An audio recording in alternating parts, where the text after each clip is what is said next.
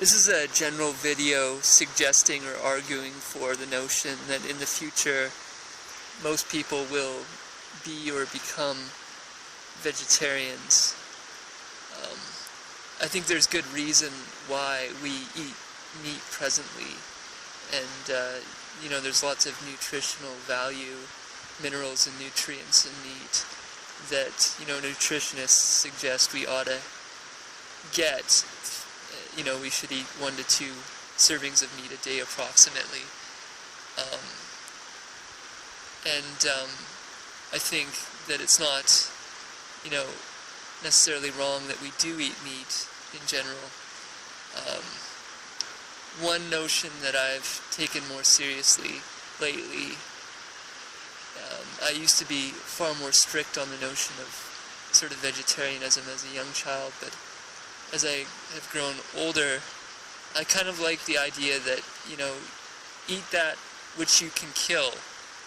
So if you can kill a fish, or you can kill a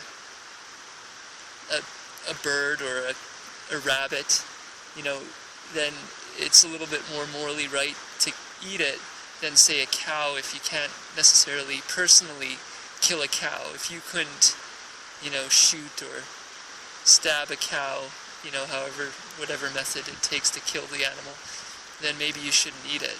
It's just a general moral notion that Wilbur sometimes presents, and I think it's pretty good. I've started to eat a little fish personally, and I never used to do that.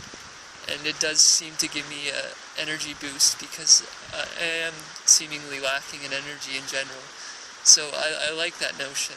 I can kill fish fairly easily, but I'd have a lot of trouble killing a cow unless I was in perhaps desperate need.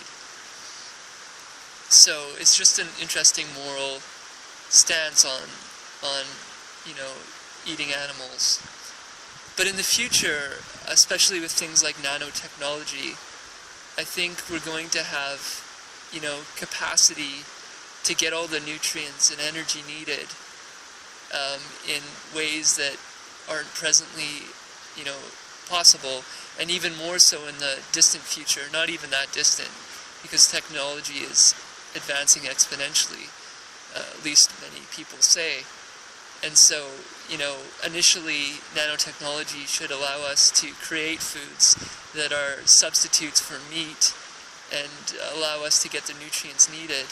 But even in the further distant future, our bodies might be programmed I'll talk about the dangers of technology in a moment. I've talked about it before, but,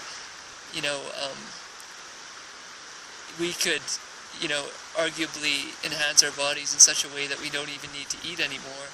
And this is not even that science fiction-ish, according to people like Raymond Kurzweil, who, again, going back to the dangers of technology,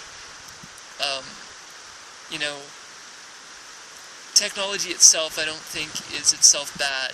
What you're watching right now on this particular computer or tablet or whatever it might be allows you to, grab massive amounts of information from the web that was previously impossible, but made possible through our advancements in technology.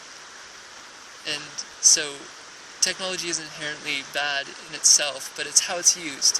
If you have a nuclear weapon, and it's kind of designed negatively in some sense to destroy, but it can, potentially be used for something good.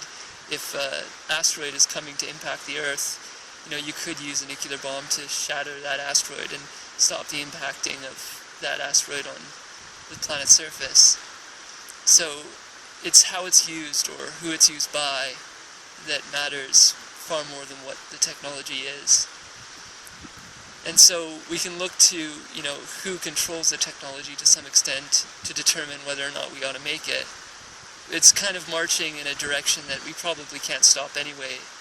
It's advancing exponentially, as noted, and probably will continue to do so. So things like, as I said, vegetarianism will probably become far more mainstream in 10 to 15 years, in my opinion, because of these advancements in first nanotechnology, and then, true biological, biomedical changes in your actual physiological body. And so those are just a few notions on vegetarianism. We'll keep it short. Be well.